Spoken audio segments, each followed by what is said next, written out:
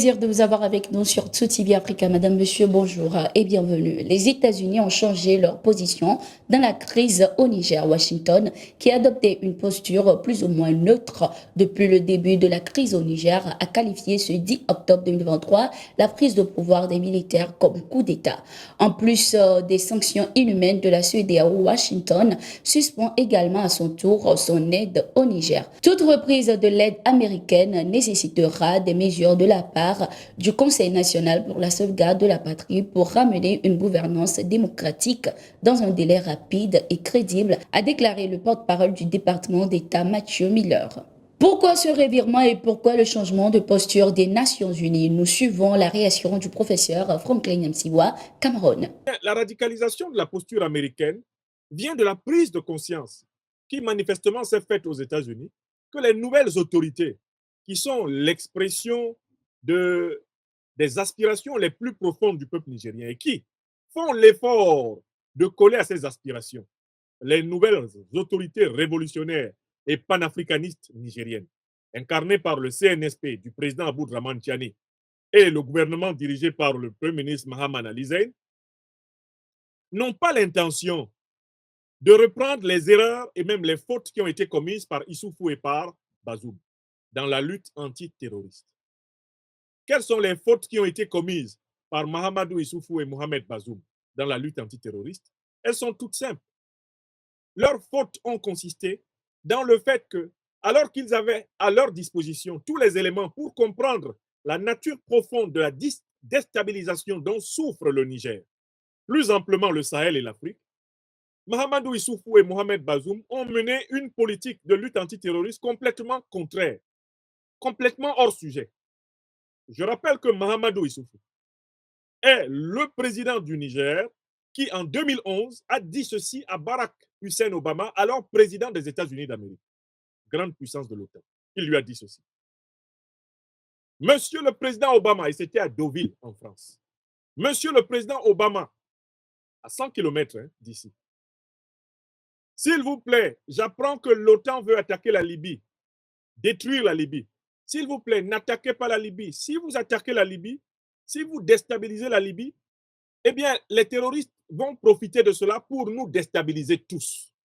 Tout le Sahel et toute l'Afrique seront déstabilisés. Voilà ce qu'a dit l'ancien président Mahamadou Issoufou à l'ancien président américain Barack Hussein Obama. Obama a répondu non. Il a dit non. We will finish the job. Nous irons jusqu'au bout. Autrement dit, nous allons détruire la Libye, éliminer Kadhafi et, s'il le faut, puisque c'est dans nos plans, nous allons déstabiliser tout le Sahel. Et c'est ce qui fut dit par Obama qui fut fait. La coalition de l'OTAN, menée par la France de Nicolas Sarkozy, les États-Unis de Barack Hussein Obama et la Grande-Bretagne de David Cameron, bombarda pendant 6 mois la Libye. Et cela en bonne entente avec les 2 principales organisations terroristes. Kadhafi a eu le temps de le révéler. Al-Qaïda et l'État islamique ont agi de concert avec l'OTAN pour bombarder la Libye et assassiner Kadhafi. Le président russe Vladimir Poutine et le président Assimi Goïta du Mali échangent de plus en plus. Ce 10 octobre, le colonel Assimi Goïta a affirmé de nouveau sur sa page X avoir échangé avec son homologue russe. Il était question de discuter sur les sujets de coopération dans les domaines économiques, sécuritaires et de lutte contre le terrorisme. Occasion pour le président malien d'exprimer sa reconnaissance pour le soutien de la Russie apporte à son pays. Lors du dernier appel téléphonique entre les 2 chefs d'État, la situation au Niger était au menu des échanges. Le président russe a opté pour un règlement non militaire de la crise, contrairement à certains chefs d'État de la CEDEAO. J'ai eu un entretien téléphonique avec le président Poutine. Nous avons évoqué la situation du Niger. Il a souligné l'importance d'un règlement pacifique de la situation pour un Sahel plus stable, a déclaré le colonel Assimi Goïta. Le gouvernement nigérien vient de rapatrier 310 ressortissants coincés en Israël depuis le début du conflit avec Hamas dans le pays. Ces Nigériens s'étaient rendus en pèlerinage à Jérusalem en Israël. Je suis heureux d'annoncer que nous avons réussi à transporter par avion et ramener les 310 citoyens partis en pèlerinage à Jérusalem en Israël, a indiqué le gouverneur de l'État de Lagos, Babajide Sanwo-Olu. Également, le gouvernement de l'État de Lagos a suspendu ce 10 octobre le vol départ d'une deuxième vague de pèlerins de Lagos qui devraient embarquer à destination d'Israël. La commission nigériane des pèlerins chrétiens NCPC a annoncé de son côté qu'une nouvelle date pour le voyage du deuxième groupe des pèlerins sera programmée. Israël a officiellement déclaré la guerre au Hamas après l'offensive inédite lancée par le mouvement islamiste palestinien depuis Gaza le 7 octobre 2023. Le bilan s'élève à plus d'1 millier de morts des deux camps. L'attaque est la plus meurtrière sur le territoire israélien. Après 2 mois de suspension, la compagnie aérienne française Air France reprend ses vols à destination de Bamako à partir de ce 13 octobre. Ceci en coordination avec la Direction générale de l'aviation civile française et les autorités maliennes.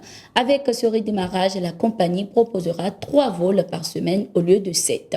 La compagnie aérienne avait suspendu ses vols à destination et à provenance du Mali, du Burkina Faso, sans préavis en raison de la crise au Niger. Pour riposter, le gouvernement malien a prévenu la compagnie française à travers un communiqué qu'il a annulé l'autorisation d'exploitation de ses vols de l'été 2023 pour manquement notoire. Votre créneau pourrait être accordé à une autre compagnie qui le solliciterait. À cet effet, je vous invite à me soumettre votre programme à nouveau avant la reprise de votre activité pour la desserte de Bamako, précise le communiqué. Le Burkina Faso, de son côté, a indiqué que le pays doit être déclassé de la zone rouge par le Quai d'Orsay, seule condition pour la reprise des vols de la compagnie française dans le pays.